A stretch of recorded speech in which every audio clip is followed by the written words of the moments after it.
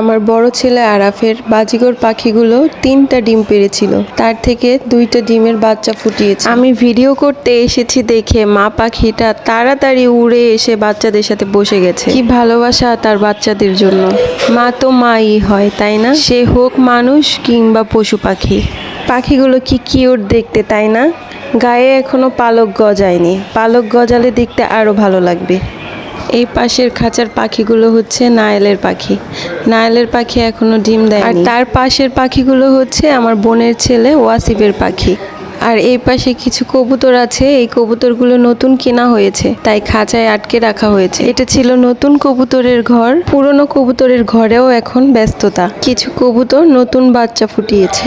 মা কবুতরগুলো যত্ন করে বড় করছে বাচ্চা কবুতরগুলোকে। চলেন এবার কবুতরের বাচ্চাগুলোকে দেখে আসা যাক।